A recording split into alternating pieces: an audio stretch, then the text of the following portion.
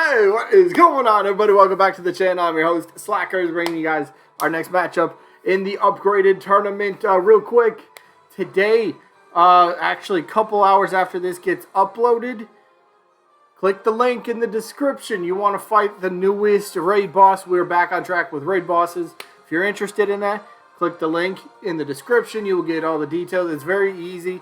Basically, I'll create an arena, and you guys can come fight it, have a little bit of fun.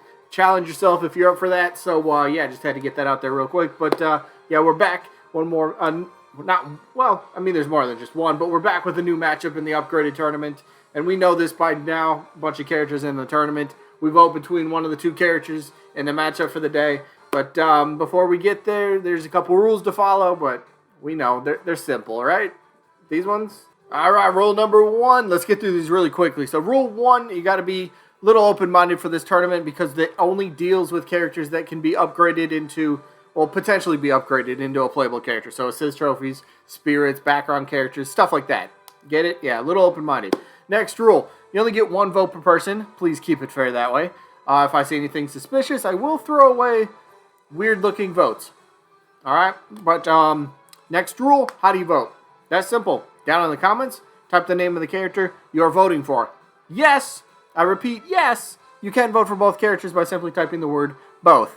Rest of the rules, though, double elimination tournament, meaning the character has to lose 2 times overall before being officially eliminated. Then once we get to the results to determine the winner and loser of each individual match.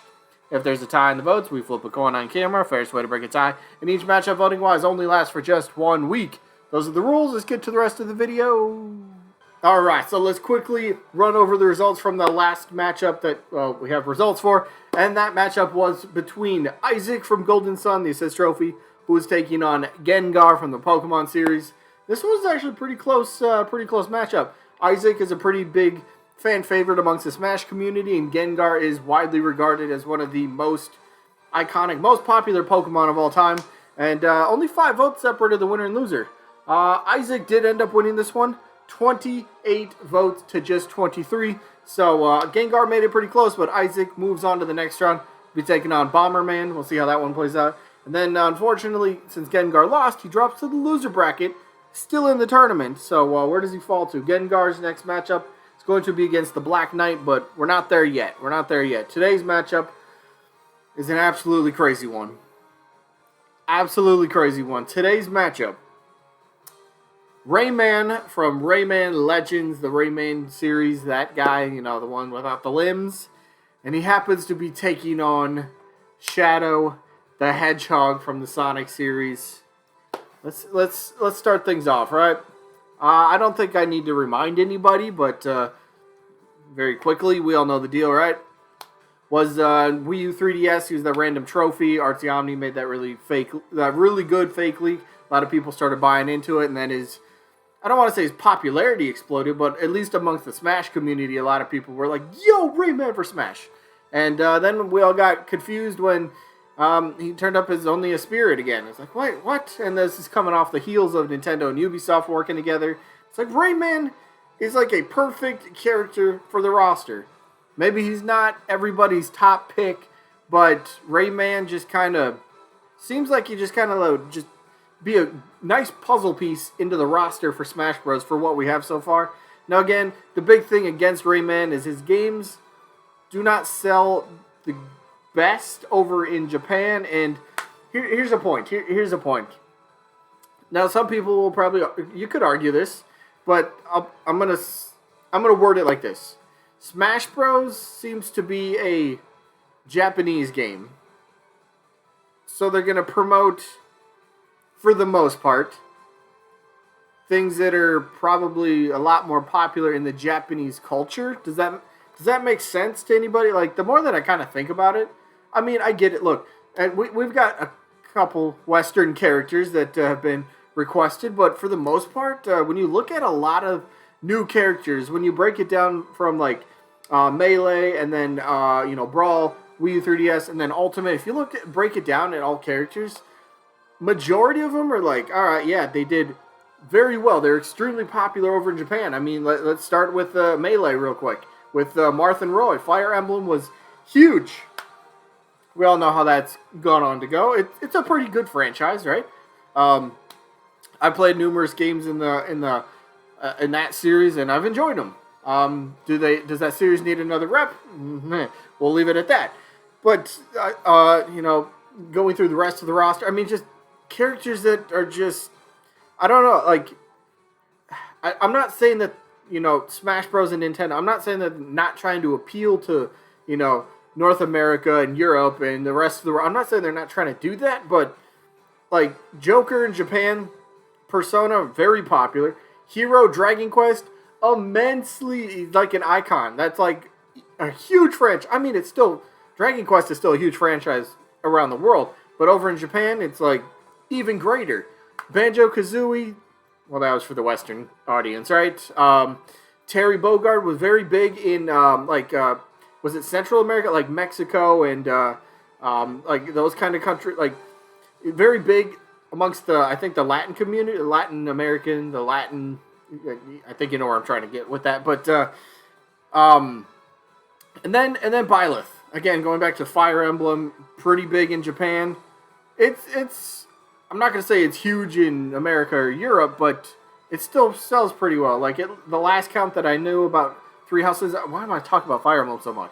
But the point is, Rayman, since maybe he doesn't do the best sales-wise in Japan, maybe Japan might be looking at him, and just kind of saying, maybe he's just not the right fit for what we're looking for as a character, which is kind of a shame, because the rest of the world, people want him. I mean, the Artsy Omni League really got it into a lot more people's minds, and it's not like Rayman was like some obscure character. No, Rayman has been around for quite a while. He's racked up a pretty good reputation from a company that we have nothing from yet in Smash Bros. In terms of playable characters. Yes, we have the Rabbids, we got the Assassin's Creed costume, and then of course we got the Rayman spirit.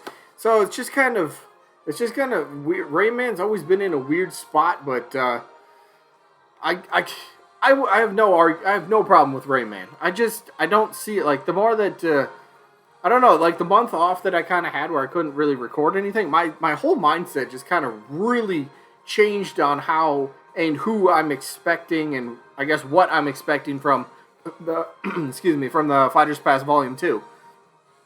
A lot of the characters I want, I think, such as potentially like Crash Bandicoot, Master Chief, Waluigi, Sora, something like that. Maybe Sora, but Sora's still such a weird character. A lot of the ones that I want, I don't think are going to happen, but I don't care about that. It's Smash Bros. I already bought the Fighters Pass. Whoever comes with it, oh well, no big deal. Even if it's more geared towards like what's popular over in Japan, oh well, no big deal.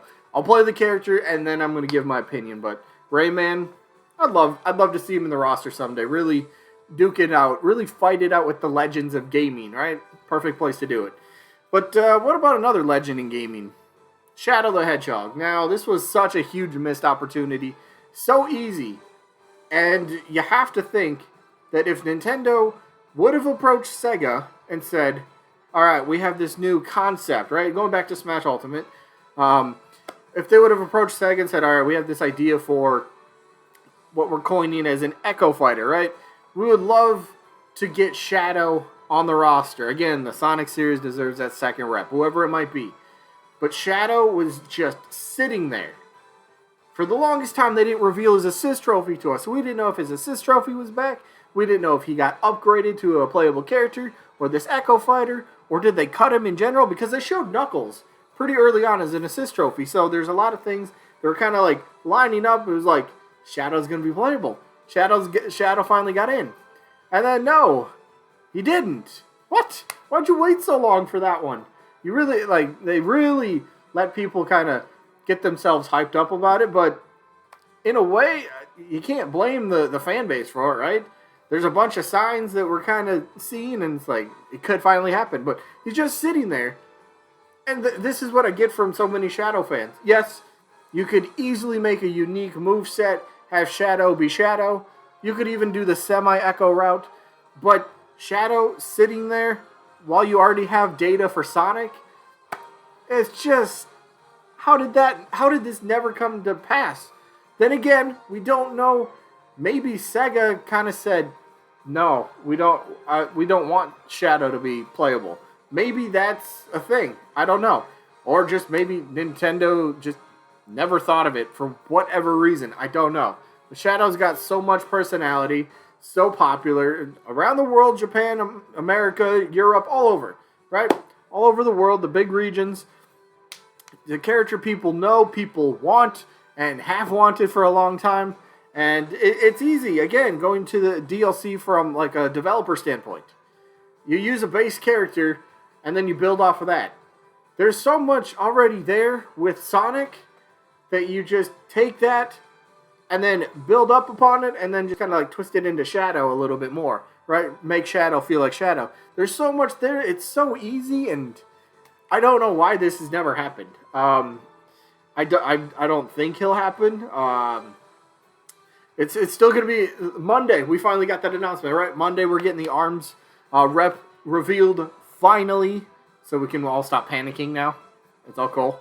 We know who it is. And by the way, if anybody doesn't know, if you're watching this far in the video, Nintendo did say they are not, I repeat, not revealing any other fighters. They're just doing the ARMS presentation. This is not a Nintendo Direct. Keep in mind, this is a Sakurai presents the next DLC character. That's how it is. They did that with Terry. They did that with, well, technically they did that with Banjo in a way. Well, kind of, because they had the Direct, and then following that Direct, they had whatever. But Terry's whole presentation, just Terry. Byleth's whole presentation, just Byleth. ARMS presentation, just going to be the ARMS character. So I don't think we should expect, and since they've already told us, do not expect the next character reveal. It kind of sucks, but we're going in tempering our expectations at least. Like, hey, we finally got the character. We'll get the release date. I think is it true? Is it going to be Monday as well? I don't remember reading that. Maybe it is. But anyway, fingers crossed. At least hopefully the ARMS character releases next week as well. And then we can start getting a little bit back on that speculation train. You know, who's next? When is it going to be revealed, right? So anyway, I got off topic there a little bit. But let's go to the voting for this one. For me, I think I'm going to go Rayman for this one. Rayman's going to get my vote, I believe. So let me know who you guys got down in the comments. Rayman, Shadow, or both. They're all good options. Anyway, that is it. Sneak peek for Monday. From this tournament, we will get the results from Ribbon Girl, who's taking on Rex and Pyra. And again, that's the thing. Remember this. We have 3 ARMS characters. We have Ribbon Girl, Twintel, and Min Min. If any of those characters happen to be a playable character or an alternate skin, they will be replaced with somebody else. Unless they're in the loser bracket. Well, if they're in the loser bracket, they're still going to get replaced. Never mind. They're going to get replaced. If they happen to be revealed as a playable character, an alternate skin, whatever it is, they will be replaced. But that's from Monday or maybe Tuesday, whatever it might end up being. But that is it. What's the matchup for Monday?